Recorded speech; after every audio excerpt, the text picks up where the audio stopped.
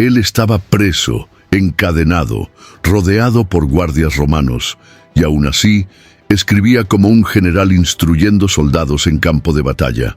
Pablo no veía cadenas, él veía armaduras. Y en medio a la oscuridad de una celda nació una de las imágenes más poderosas de la vida cristiana, un guerrero vestido con la armadura de Dios. Pero ¿por qué usó esa metáfora? ¿Qué había detrás de esas palabras escritas a una iglesia distante en una carta que atravesaría siglos? ¿Qué Pablo veía que nosotros tantas veces ignoramos? Él hablaba de una guerra, no contra imperios o ejércitos humanos, sino contra fuerzas invisibles que operan silenciosamente en nuestros días. Y la pregunta que resuena hasta hoy es, ¿estamos preparados para esa batalla? Si Pablo escribiera esta carta hoy, quizás colocara una notificación en su celular diciendo, «Póntete la armadura antes de salir de casa». Y ya que estamos hablando de alerta espiritual, aprovecha y haz clic para suscribirte al canal. Aquí la verdad no llega en partes, sino entera como debe ser. La carta de Pablo a los Efesios, en su capítulo 6, versículo 11, nos confronta con una realidad muchas veces ignorada. Revístanse de toda la armadura de Dios, para que podáis estar firmes contra las astutas ciladas del diablo. Al escribir esto, el apóstol no estaba siendo metafórico. Él advertía sobre un tipo de conflicto que no se libra con espadas o lanzas, sino con resistencia espiritual, fe inquebrantable y discernimiento constante. Existe un campo de batalla que no se ve con los ojos naturales, donde el objetivo no es la conquista de territorio, sino la preservación del alma, de la fe y del propósito. Lo que está en juego es mucho más que una simple lucha contra dificultades comunes de la vida. Es el destino eterno, la integridad espiritual y la permanencia del cristiano en el camino de la verdad. Esta guerra invisible opera de forma silenciosa y sutil. Se insinúa en los pensamientos, en las emociones y en las decisiones cotidianas. Satanás no actúa siempre de forma escandalosa. Muchas veces se esconde detrás de apariencias de bien, ofreciendo atajos, justificaciones o incluso interpretaciones distorsionadas de la palabra. Sus ciladas son trampas montadas con inteligencia, pensadas para capturar a los distraídos, debilitar a los firmes y confundir a los inexpertos. Por eso, Pablo no solo sugiere, sino que ordena que nos revestimos con la armadura completa. Un soldado sin armadura está vulnerable. Un cristiano sin vigilancia está a merced del engaño. La importancia de reconocer la existencia de esta guerra es el primer paso para vencerla. Muchos viven como si todo fuera solo físico, como si los problemas de la vida pudieran ser resueltos con fuerza de voluntad o estrategias humanas. Pero el apóstol deja claro que nuestra lucha no es contra carne y sangre, sino contra fuerzas espirituales del mal. Esta declaración rompe cualquier ilusión de que estamos lidiando solo con personas difíciles o con circunstancias injustas. Se trata de un sistema espiritual de oposición, cuya actuación se extiende en varias esferas de la vida, en las relaciones, en las estructuras sociales, en la cultura y hasta incluso dentro de las iglesias. Al comprender esta realidad, se cambia la postura. No se trata más de sobrevivir emocionalmente a los desafíos, sino de enfrentarlos espiritualmente. Cada batalla enfrentada en oración, cada decisión tomada a la luz de las Escrituras, cada resistencia contra el pecado y la mentira, es una forma de combate. Y en este escenario, la victoria no depende de fuerza humana, sino de la total dependencia de Dios. Revestirse de la armadura divina es renunciar a la autosuficiencia y asumir una posición de guerrero bajo el mando del Señor de los ejércitos. En tiempos en que tantas voces compiten por nuestra atención y tantos caminos intentan presentarse como verdad, entender lo que está realmente en juego es urgente. Esta batalla espiritual es diaria y no perdona a nadie. Ante esto, la invitación que Pablo hace no es solo para defenderse, sino para estar firme, inquebrantable, consciente, armado. Y es esta conciencia la que prepara el terreno para la comprensión profunda de cada pieza de la armadura de Dios. Pablo escribía a una comunidad que vivía bajo el dominio del Imperio Romano, y no por casualidad eligió la figura del soldado como ilustración. La imagen de un guerrero equipado era familiar para cualquier ciudadano de esa época. Pero más que aprovechar un símbolo popular, él revela una verdad espiritual detrás de la analogía. La vida cristiana exige preparación, resistencia y vigilancia constante. No es un caminar pacífico por campos floridos, sino un avance cauteloso por campos minados. La metáfora militar usada por Pablo es un llamado urgente para que los creyentes estén siempre alertas, como centinelas en medio de la noche. Este lenguaje es intencionadamente intenso. Cuando Pablo describe una armadura, nos recuerda que el cristiano no está en reposo, sino en misión.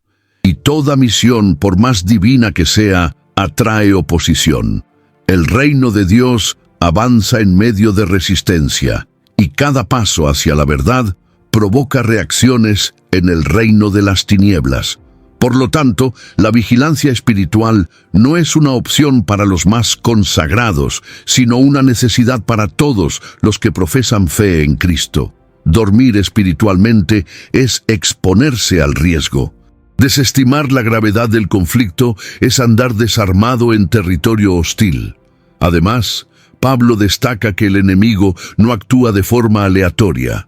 Habla sobre ciladas, trampas estratégicamente colocadas. Esto indica que hay un plan, una intención maligna detrás de las tentaciones, las pruebas y las desviaciones. Nada es por casualidad. El propósito del adversario es robar, matar y destruir, y trabaja con paciencia y astucia. Por eso, la vigilancia debe ser continua. Un soldado en guerra no baja la guardia solo porque el enemigo no aparece por algunas horas. De la misma manera, el cristiano no puede vivir confiando solo en experiencias pasadas o momentos esporádicos de fervor espiritual. La vigilancia mencionada por Pablo también implica discernimiento. No basta con estar alerta, es necesario saber qué observar. Muchos se ocupan de guerras secundarias, distraídos por debates superficiales, mientras el verdadero enemigo avanza en áreas vitales como la fe, la santidad, la unidad y la verdad. Es por eso que la armadura comienza con la verdad, pasa por la justicia y culmina con la espada del Espíritu. Cada elemento exige un posicionamiento consciente y una vigilancia refinada, como la de un centinela que conoce los sonidos del campo de batalla.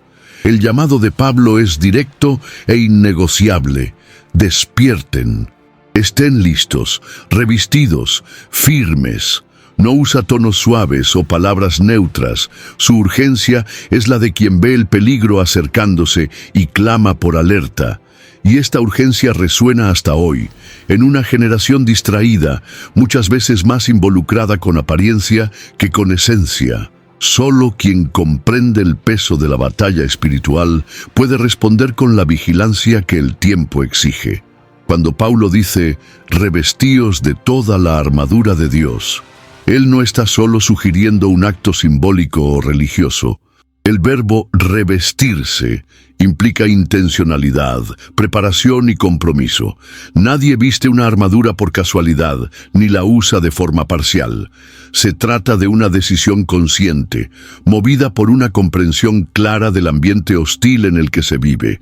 Y más que protegerse, vestir esa armadura significa alinearse con los propósitos del reino, asumiendo una postura activa en el cumplimiento de la voluntad de Dios. Cada pieza de la armadura descrita en Efesios, capítulo 6, lleva un significado profundo. No son solo instrumentos de defensa, sino reflejos de realidades espirituales que moldean el carácter y la conducta del cristiano. El cinto de la verdad, por ejemplo, no es un simple accesorio. Simboliza integridad, coherencia y firmeza doctrinal. La coraza de la justicia protege el corazón, no con méritos humanos, sino con la justicia de Cristo imputada a aquellos que creen. Ya los calzados del Evangelio de la Paz indican prontitud para llevar el mensaje que reconcilia y transforma. Vestirse con esa armadura es, por tanto, un acto de fe y de obediencia.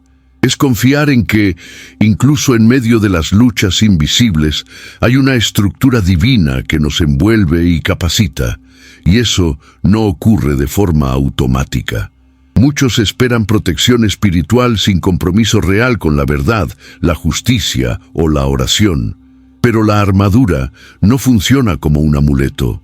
Exige relación con Dios, sensibilidad al Espíritu y práctica constante de la palabra. Solo así cumple su propósito de mantenernos firmes. Este revestimiento también comunica identidad.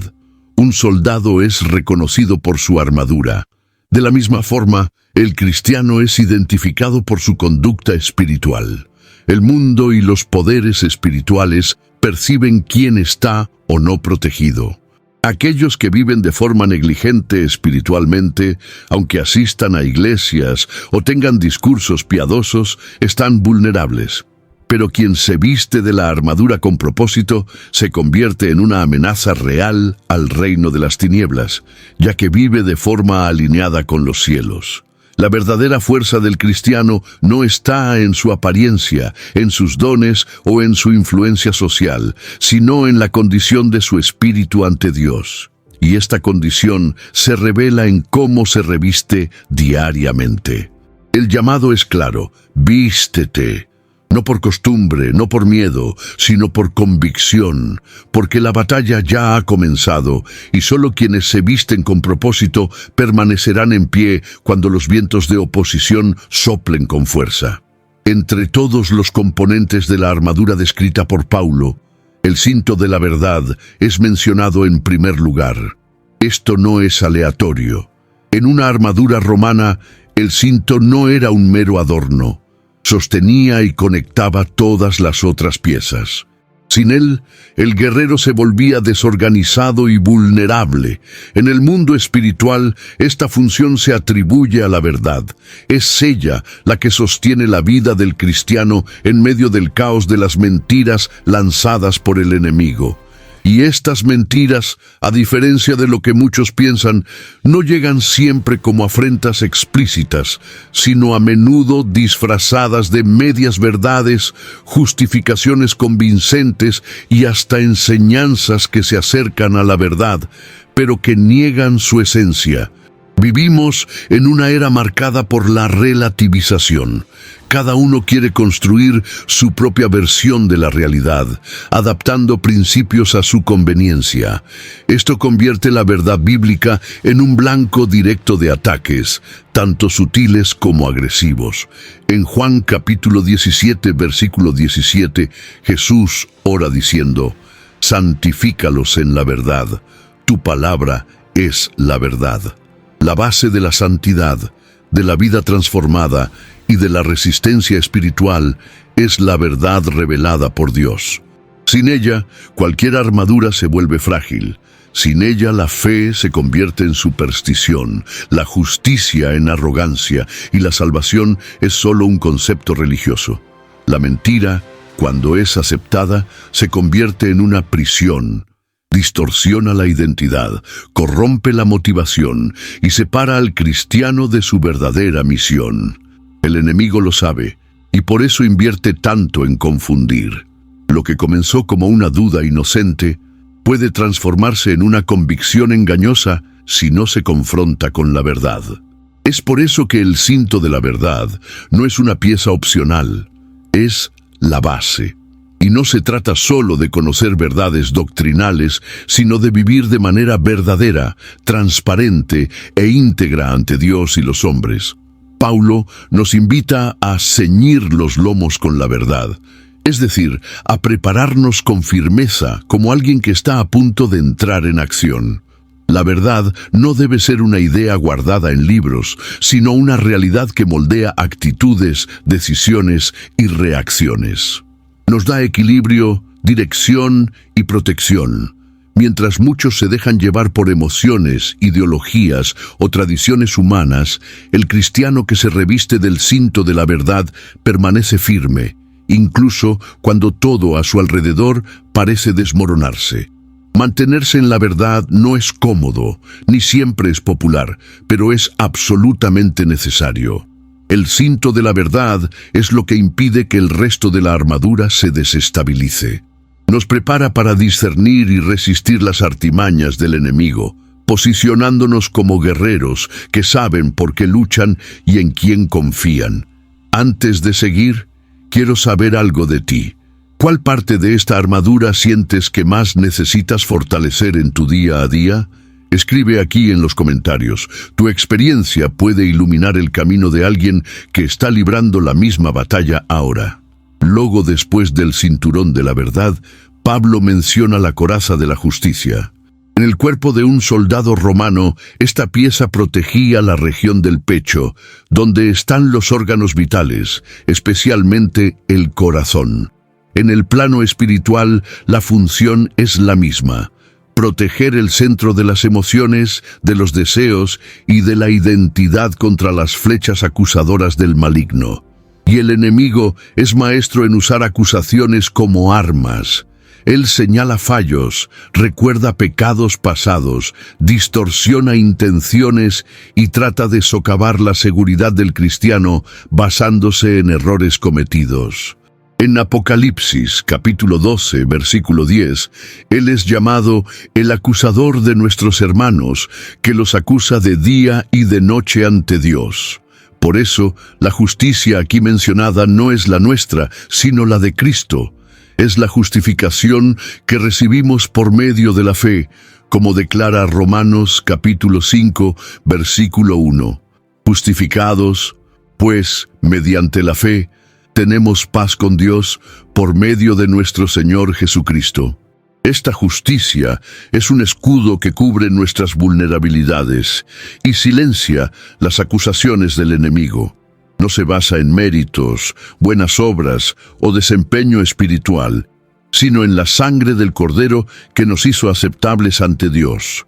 Cuando el corazón está desprotegido por esta verdad, se convierte en un blanco fácil de la culpa, la vergüenza y la condenación. Además de protección, la coraza de la justicia también apunta a un llamado a la integridad. No se trata solo de creer que hemos sido justificados, sino de vivir de manera justa. La justicia de Dios opera en nosotros tanto en el sentido legal como en el comportamental.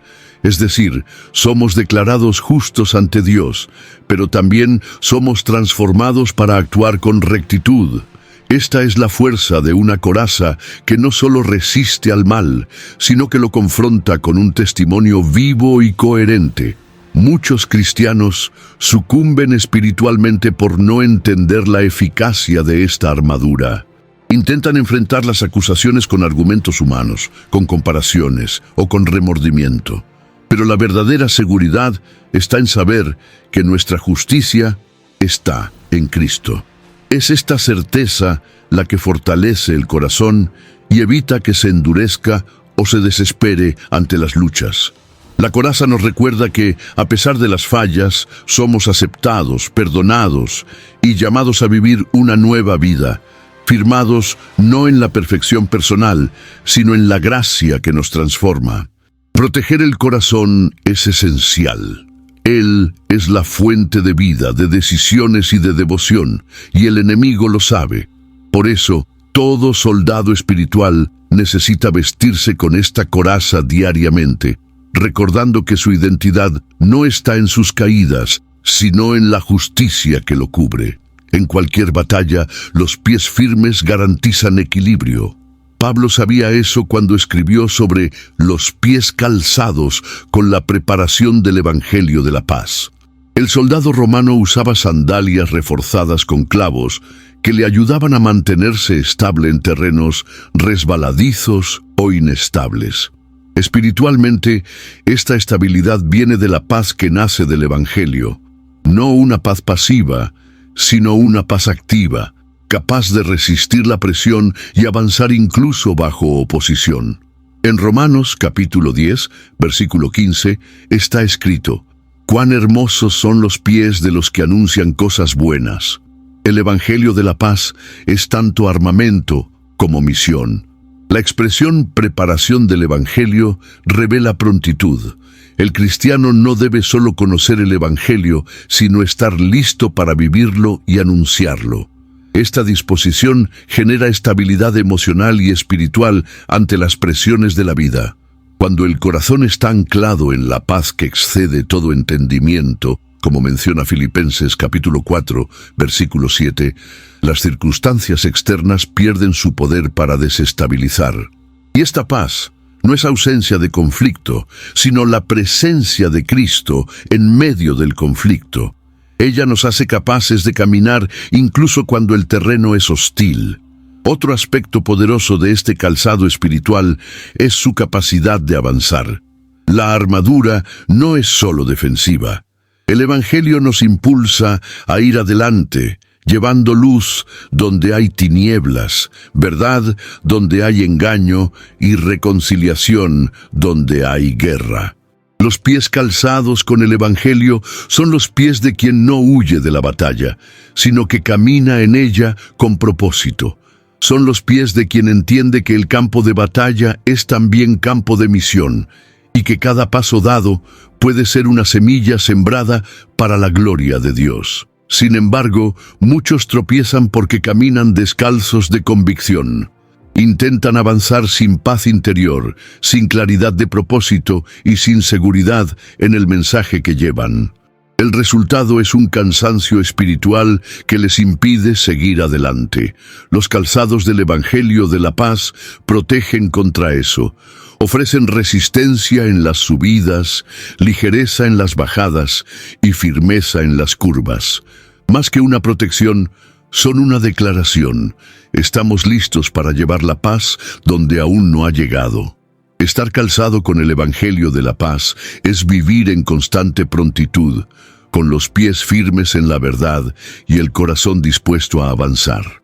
Es entender que incluso en medio de las batallas hay una paz que no puede ser robada, una paz que sostiene, dirige y testifica. En medio de las descripciones de la armadura espiritual, Pablo inserta una advertencia clara: tomando sobre todo el escudo de la fe, con el cual podréis apagar todos los dardos inflamados del maligno. La imagen del escudo no solo complementa la armadura, sino que destaca una defensa activa y abarcadora.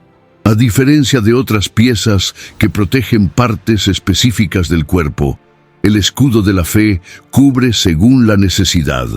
Se mueve con el guerrero, adaptándose al ataque, siendo capaz de proteger desde todos los lados, siempre que sea manejado con firmeza. Los dardos inflamados del maligno son variados. Asumen formas de pensamientos destructivos, acusaciones, dudas, tentaciones y muchas veces miedos paralizantes.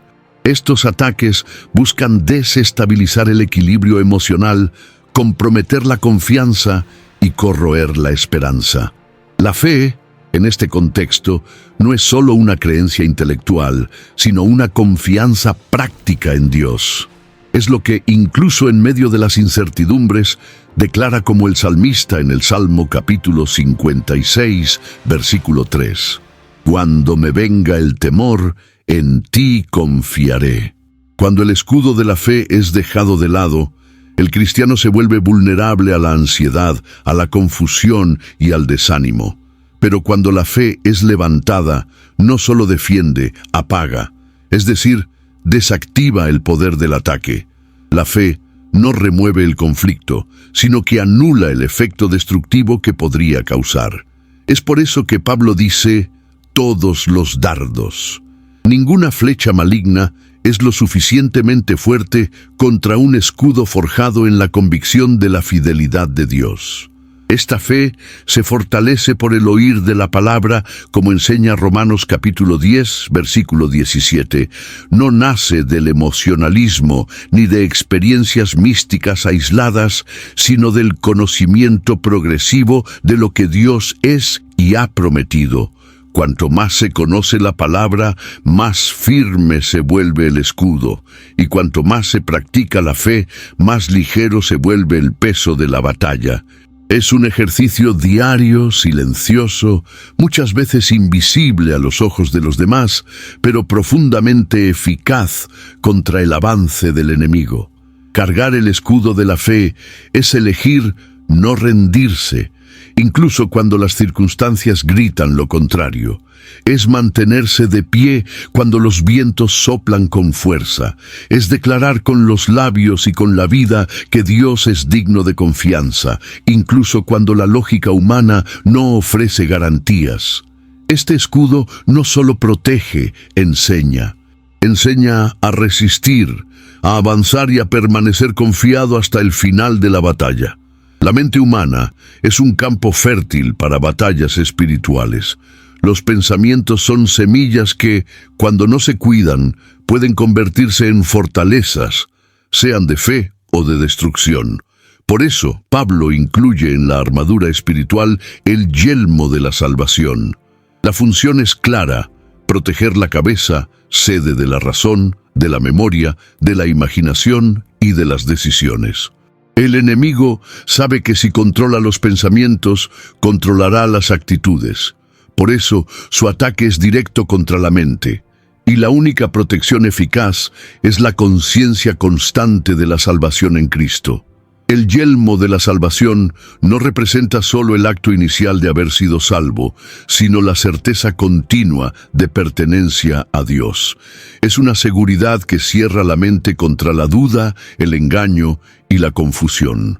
Cuando el enemigo lanza pensamientos como «no eres digno», «Dios se ha olvidado de ti» o «ya no hay perdón para tus errores», el yelmo de la salvación entra en acción.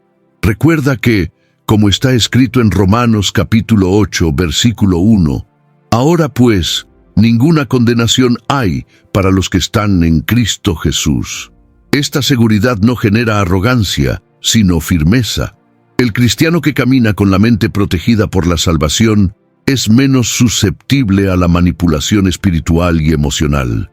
No se desestabiliza con cada viento de doctrina, ni se desespera ante los fracasos, porque sabe que su identidad está sellada en Cristo y que su mente ha sido renovada para pensar conforme al Espíritu y no conforme a la carne.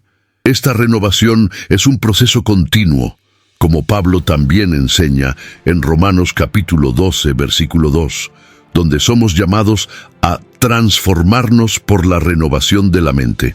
En el campo de batalla, el yelmo también sirve para mantener el enfoque. En medio de ruidos, ataques y distracciones, protege contra la desorientación. Mantiene al cristiano consciente de quién es, hacia dónde va y quién está a su lado. La salvación no es solo una promesa futura, sino una realidad presente que influye en decisiones, posicionamientos y pensamientos. Proteger la mente es preservar la claridad espiritual. Es impedir que pensamientos corrosivos ganen espacio. El yelmo de la salvación es un recordatorio constante de que incluso cuando todo parece perdido, hay un Dios que salvó, salva y continuará salvando. Y esta verdad, cuando bien firmada, convierte la mente en un terreno fértil para la paz, la sabiduría y la dirección divina. De entre todos los elementos de la armadura, la espada del Espíritu es el único que también sirve para el ataque. Es el arma ofensiva, la que posibilita el avance y el enfrentamiento directo con las tinieblas. Pablo no deja espacio para dudas al explicar que esta espada es la palabra de Dios, no ideas humanas, no tradiciones religiosas, sino la verdad revelada en las Escrituras, viva y eficaz, como se describe en Hebreos capítulo 4, versículo 12. Porque la palabra de Dios es viva y eficaz, y más cortante que cualquier espada de dos filos. Esta espada no es común. Ella penetra donde ninguna otra puede alcanzar, en los pensamientos, en las intenciones del corazón, en las raíces del alma. Cuando se usa correctamente, deshace sofismas, rompe argumentos falsos y revela motivaciones ocultas. Pero su uso exige habilidad. Un soldado inexperto puede hacerse daño con su propia espada. Por eso, no basta con poseer la palabra. Es necesario conocerla, practicarla y manejarla con reverencia y sabiduría. Esto implica meditación diaria, oración y obediencia práctica. La espada del Espíritu no corta solo para herir, sino también para sanar. Ella revela el error, pero apunta al arrepentimiento. Denuncia el pecado, pero ofrece redención. Confronta la mentira, pero conduce a la verdad. Cuando Jesús fue tentado en el desierto, según narra Mateo capítulo 4, Él respondió a Satanás con la palabra, diciéndolo repetidamente: «Está escrito». Esto no fue un ritual religioso, sino un acto estratégico de quien conocía profundamente la Escritura y confiaba en su poder. En tiempos de relativismo y confusión moral, la espada del Espíritu es más necesaria que nunca. Separa la luz de las tinieblas, lo correcto de lo incorrecto, la fe del engaño. El cristiano que renuncia a la palabra se vuelve vulnerable, desarmado y fácilmente manipulado. Pero aquel que la empuña con fe y reverencia se convierte en una amenaza al reino de las tinieblas, porque lleva en sus manos la verdad absoluta. La espada no fue hecha para ser exhibida, sino para ser utilizada. En oración, en confrontación espiritual, en enseñanza, en testimonio, cada vez que un versículo es recordado, declarado o vivido, la espada es levantada. Y donde ella entra, la oscuridad retrocede, porque no es una espada cualquiera, es la propia voz de Dios en acción. Poco después de describir cada pieza de la armadura espiritual, Pablo concluye su instrucción con una convocatoria que ata toda la estructura. Con toda oración y súplica, orando en todo tiempo en el Espíritu. Efesios capítulo 6, versículo 18. No presenta la oración como una pieza adicional de la armadura, sino como el aliento vital que da sentido y fuerza al guerrero espiritual. Sin oración, toda armadura se debilita. La oración no es un adorno devocional. Es la línea de comunicación directa con el comandante de la guerra. Es a través de la oración que el cristiano recibe discernimiento sobre los ataques, dirección para cada decisión y fuerza para continuar incluso cuando sus fuerzas humanas fallan. La batalla espiritual no se gana con argumentos o estrategias naturales, sino con rodillas dobladas y corazones quebrantados. En Santiago capítulo 5, versículo 16, está escrito: «Mucho puede, por su eficacia, la súplica del justo». Hay poder real, invisible, pero eficaz en la oración de quien permanece conectado al cielo. La oración en el Espíritu, como enseña Pablo, no es una repetición mecánica de palabras, sino una comunión profunda, donde el Espíritu Santo guía las intenciones y moldea los clamores según la voluntad de Dios. Orar en todo tiempo no significa estar siempre en voz alta, sino mantener una sensibilidad continua a la presencia divina. Es estar sintonizado con Dios en medio de la rutina, atento a su voz en medio de los ruidos del mundo. Además, Pablo enfatiza que debemos orar con toda perseverancia y súplica por todos los santos. Es decir, la oración no es solo un recurso individual, sino también un arma colectiva. Es en la intercesión que el ejército de Dios se fortalece mutuamente. Un soldado orando por otro se convierte en escudo, apoyo y cobertura espiritual. En tiempos de guerra, nadie debe luchar solo. La oración une, restaura y capacita el cuerpo de Cristo para avanzar junto. La verdadera oración es silenciosamente poderosa. Ella mueve cielos, resiste al infierno y transforma la tierra. Mientras el mundo desprecia o banaliza la oración, el creyente vigilante entiende que, en las madrugadas silenciosas o en los clamores simples, hay una fuerza activa rompiendo cadenas, deshaciendo trampas y haciendo que la armadura de Dios brille con eficacia. Orar es guerrear de rodillas, con los ojos dirigidos al cielo y el corazón firme en el Señor de los ejércitos. Muchos cristianos se pierden en las batallas espirituales por no entender quién es el verdadero enemigo. Pablo se toma la molestia de aclarar en Efesios capítulo 6, versículo 12, porque nuestra lucha no es contra carne y sangre, sino contra los principados y potestades, contra los dominadores de este mundo tenebroso, contra las fuerzas espirituales del mal en las regiones celestiales. Esta declaración es esencial, pues cambia completamente la forma de reaccionar ante las oposiciones de la vida. El error de dirigir la lucha contra personas es más común de lo que parece. ¿Cuántos conflictos en familias, iglesias, matrimonios o ambientes de trabajo son, en realidad, reflejos de batallas espirituales libradas en lo invisible? Cuando el enemigo es mal identificado, la guerra se vuelve confusa y destructiva.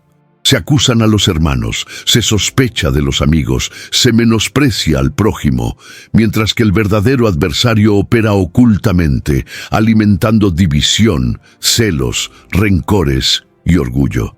Satanás trabaja en la sombra. Él siembra discordias con sutileza, susurra mentiras que inflaman el ego, crea trampas emocionales y lleva a muchos a reaccionar en la carne en lugar de en el espíritu.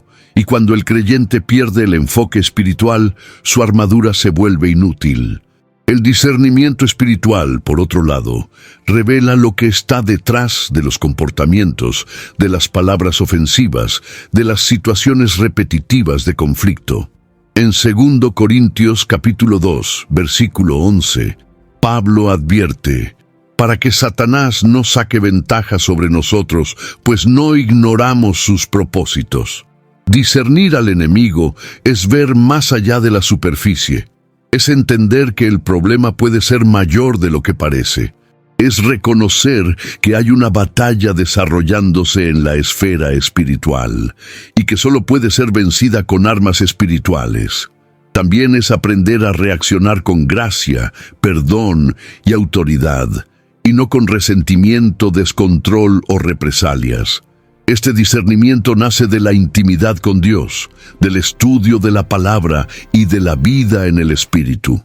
Cuando el cristiano comprende contra quién realmente lucha, no se cansa con batallas inútiles, ni se frustra con la resistencia humana. Se posiciona en oración, resiste al mal con firmeza y mantiene la paz con los hombres. Se convierte en un guerrero sabio que no desperdicia fuerzas luchando contra los equivocados, sino que dirige su fe contra los verdaderos enemigos invisibles. Esta claridad transforma la guerra en misión y la oposición en oportunidad para el avance del reino.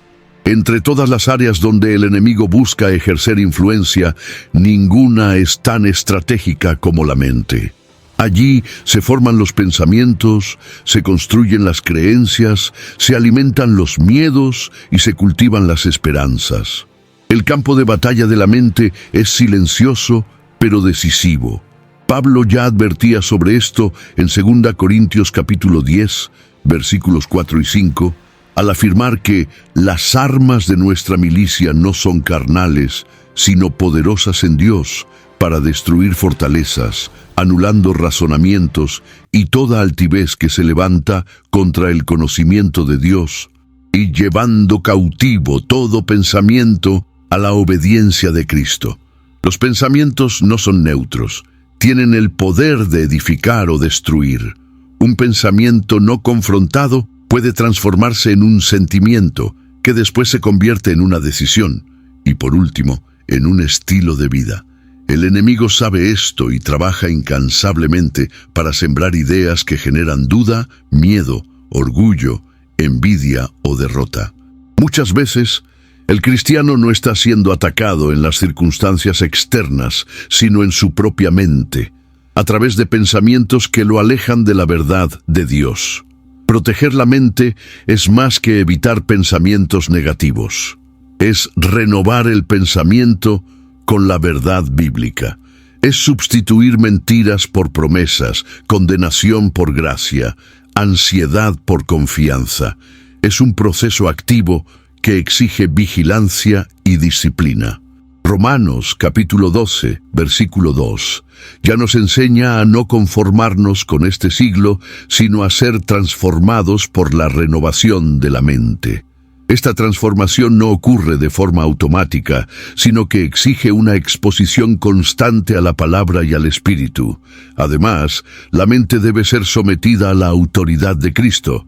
Pensamientos independientes, por más bonitos o populares que parezcan, se vuelven peligrosos cuando no están alineados con la voluntad de Dios.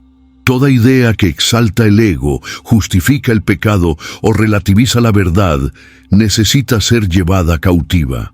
Es un combate interno, muchas veces silencioso, pero esencial para la salud espiritual. El cristiano debe aprender a pensar como Cristo piensa, desear lo que Él desea y rechazar aquello que no viene de Él. La victoria espiritual comienza con pensamientos redimidos.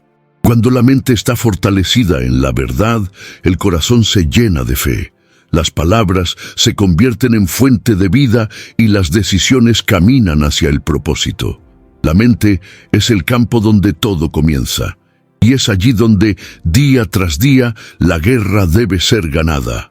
Mientras muchas batallas espirituales se libran contra fuerzas externas, hay una lucha silenciosa que ocurre dentro de cada cristiano, la batalla contra la carne.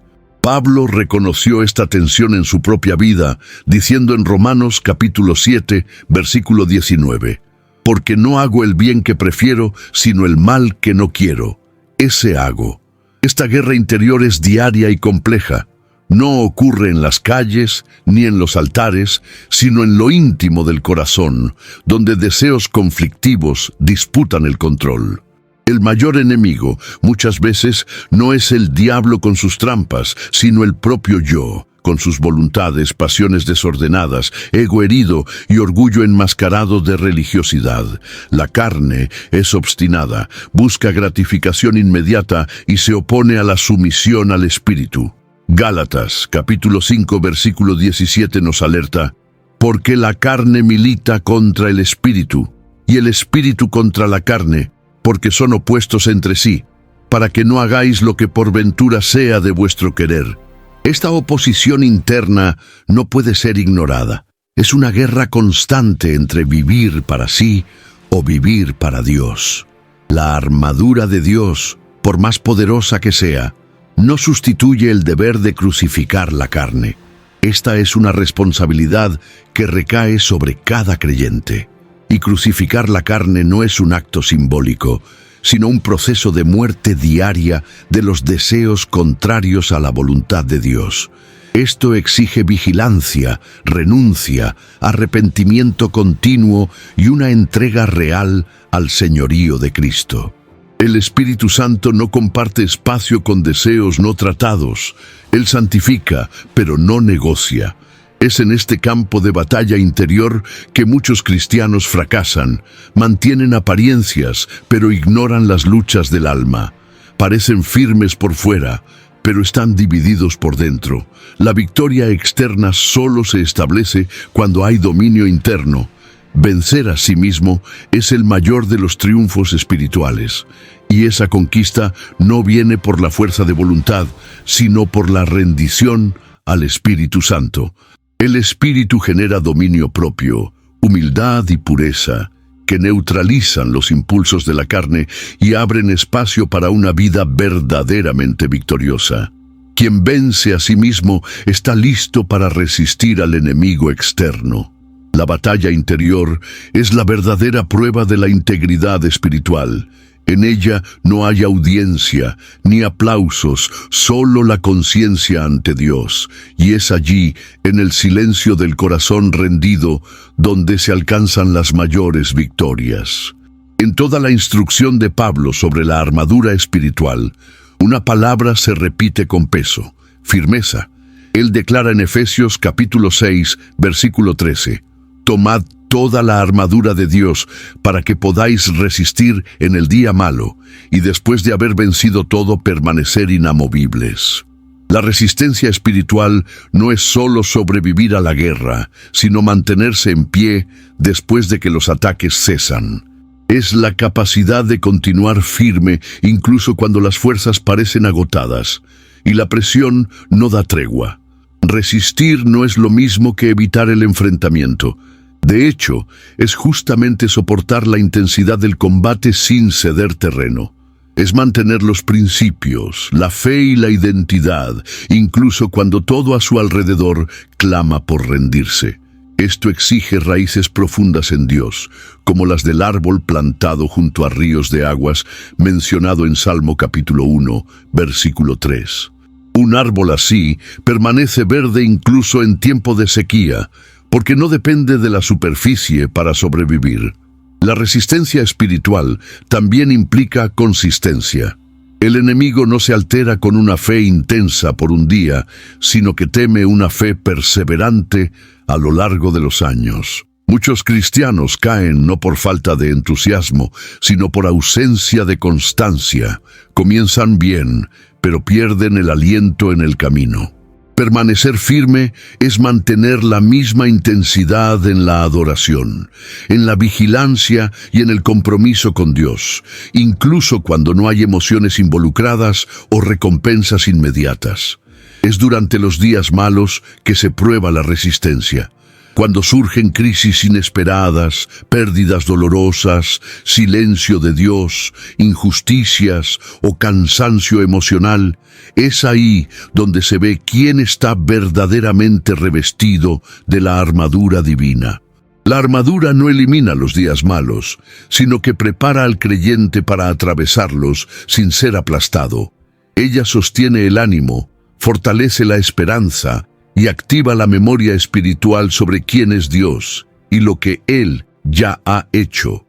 Resistir es, por tanto, un acto de fe activa. Es declarar con actitudes y elecciones que el reino de Dios vale más que cualquier confort pasajero. Es saber que, después de soportar todo, permanece una herencia guardada. La resistencia espiritual moldea guerreros que no solo vencen batallas, sino que perseveran hasta el final de la guerra. Son estos quienes oirán del Señor: «Bien está, siervo bueno y fiel».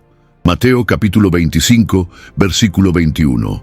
La armadura descrita por Pablo es personal, pero el contexto es colectivo.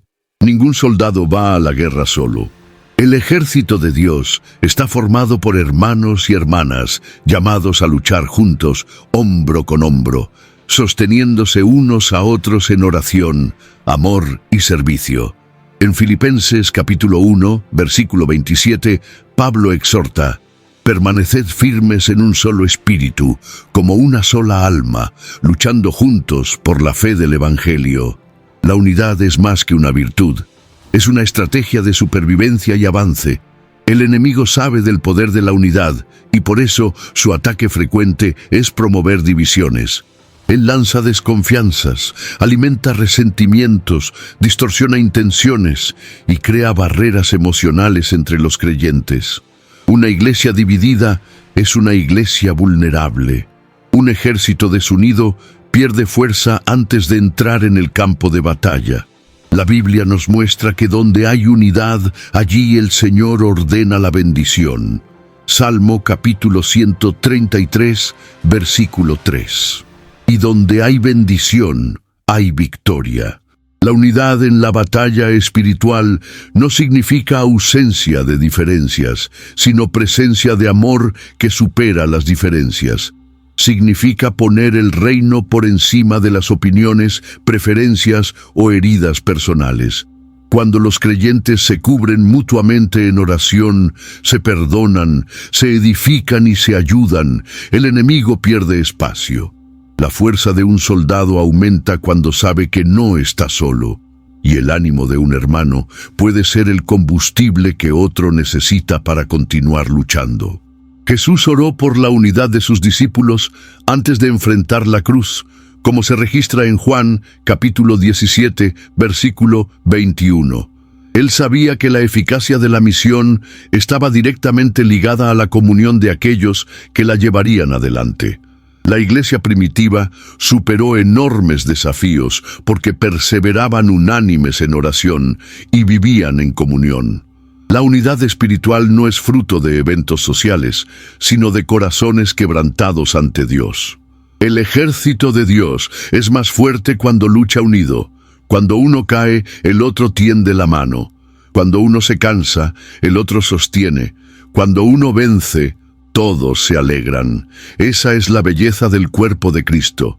Diferentes miembros, un solo propósito. Y cuando hay unidad en la batalla, la victoria deja de ser solo personal y se convierte en una celebración colectiva del reino. Aunque Pablo no menciona directamente el Espíritu Santo como una pieza de la armadura, toda la armadura es activada y sostenida por la presencia de Él.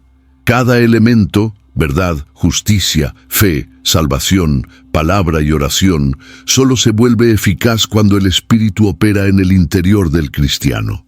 Es el Espíritu quien fortalece al hombre interior, como declara Efesios capítulo 3, versículo 16, para que según las riquezas de su gloria, os conceda que seáis fortalecidos con poder, mediante su Espíritu en el hombre interior. Sin el Espíritu, la verdad se convierte en fría doctrina, la justicia se vuelve legalismo, la fe se transforma en optimismo vacío y la oración se reduce a repeticiones vacías. Pero con Él todo cobra vida, poder y dirección. Es Él quien nos recuerda las promesas de Dios cuando vienen los ataques. Es Él quien nos convence del pecado, de la justicia y del juicio. Es Él quien nos capacita a vivir lo que la armadura representa, no solo en teoría, sino en la práctica diaria. El Espíritu Santo también es quien nos da sensibilidad para percibir los ataques antes de que se conviertan en heridas. Él alerta, guía, consola, capacita. Su actuación es como la de un comandante atento, instruyendo a los soldados en tiempo real. Muchos cristianos se debilitan espiritualmente porque descuidan la intimidad con el Espíritu. Intercambian su voz por consejos humanos, por distracciones o por activismo religioso. Sin embargo, sin la fuerza que Él concede, la batalla se vuelve insoportable. Al buscar la plenitud del Espíritu, el cristiano se convierte en revestido de poder. Jesús mismo orientó a los discípulos a no salir para la misión sin ser revestidos de lo alto. Lucas capítulo 24, versículo 49. Esto nos enseña que antes de actuar, necesitamos ser llenos. Antes de confrontar, necesitamos estar sensibles. Antes de resistir al mal, necesitamos estar conectados a la fuente de la santidad y de la verdad. La armadura espiritual es forjada en la presencia del Espíritu. Es allí, en comunión constante, donde se ajusta a nuestro corazón, se fortalece con el tiempo y se convierte en parte de quienes somos. Un cristiano lleno del Espíritu no solo viste la armadura, se convierte en un reflejo vivo del guerrero que Dios desea levantar en este tiempo.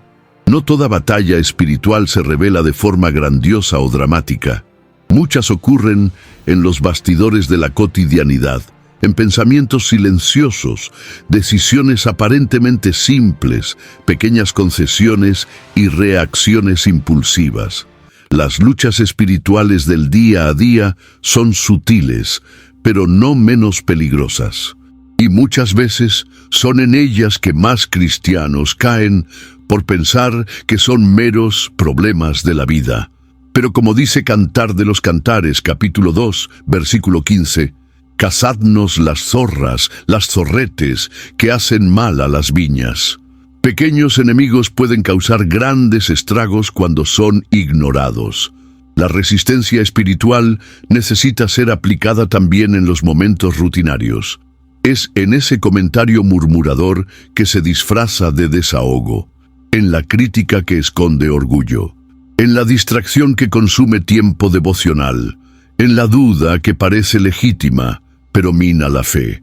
En cada una de estas situaciones hay una batalla que se libra entre el espíritu y la carne, entre el reino de Dios y los valores de este mundo. Y vencer en esos momentos exige sensibilidad y prontitud. Vestir la armadura de Dios es estar atento a lo que parece inofensivo. Es vigilar en las redes sociales, en las conversaciones del día a día, en las elecciones de consumo, en el tipo de entretenimiento que se permite.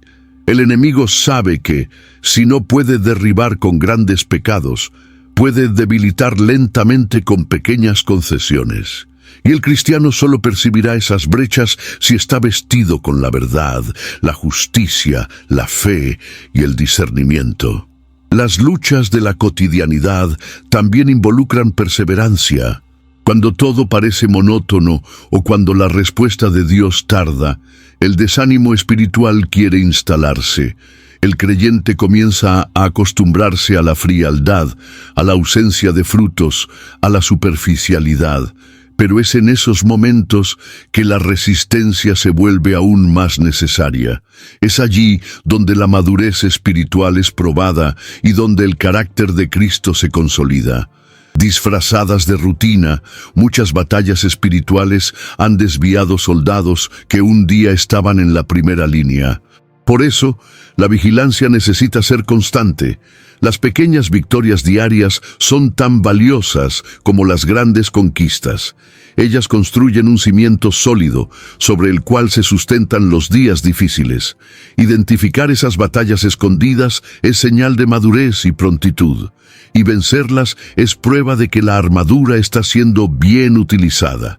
La armadura de Dios no es solo una defensa para los tiempos difíciles, sino una garantía de que si permanecemos fieles, llegaremos hasta el fin. En 2 Timoteo capítulo 4 versículo 7, Pablo declara: «He peleado la buena batalla, he acabado la carrera, he guardado la fe».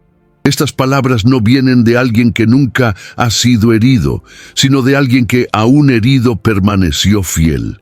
El llamado a la resistencia espiritual es en realidad un llamado a la fidelidad constante. La victoria ya ha sido conquistada por Cristo en la cruz. El cristiano no lucha para vencer, sino que lucha desde la victoria. Sin embargo, esta victoria solo se manifiesta plenamente en la vida de aquellos que no abandonan la batalla en medio del camino. La fidelidad hasta el fin exige valentía, perseverancia y confianza en el carácter de Dios, incluso cuando las circunstancias gritan lo contrario. La promesa está en Apocalipsis capítulo 2, versículo 10. «Sé fiel hasta la muerte, y te daré la corona de la vida». Permanecer fiel no es mantener perfección, sino mantener dirección. Es caer y levantarse. Es sentir miedo, pero no retroceder. Es dudar por un momento, pero no abandonar la fe. Es seguir adelante, incluso sin aplausos, incluso cuando parece que nadie ve. El guerrero fiel es aquel que comprendió que su mayor premio no está en este mundo, sino en el encuentro final con el Rey de Reyes. La fidelidad es fortalecida en la comunión con la palabra, en el poder de la oración, en la vida en comunidad y en la presencia constante del Espíritu Santo. No es fruto de esfuerzo humano aislado, sino de la gracia que opera en un corazón rendido. Cada pieza de la armadura, cada batalla ganada, cada renuncia hecha en nombre de Cristo, construye este testimonio de fidelidad que agrada a Dios. El cielo no será poblado por guerreros invencibles, sino por guerreros fieles, por aquellos que no dejaron la armadura oxidarse en un rincón. sino que la vistieron con propósito hasta el último día. Por aquellos que, incluso sin entender todo, continuaron creyendo. Por aquellos que en lugar de abandonar el campo de batalla, decidieron permanecer. Y es a estos que el Señor dirá: al que venciere, le concederé que se siente conmigo en mi trono. Apocalipsis capítulo 3, versículo 21. Quizás usted ya haya enfrentado batallas que nadie vio, pero Dios vio. Y si alguna parte de este mensaje habló con su caminar, comparta este video con alguien a quien ama. Quizás esté necesitando exactamente esta palabra hoy. Y por supuesto, inscríbase en el canal para continuar firme, con la armadura ajustada, un paso a la vez.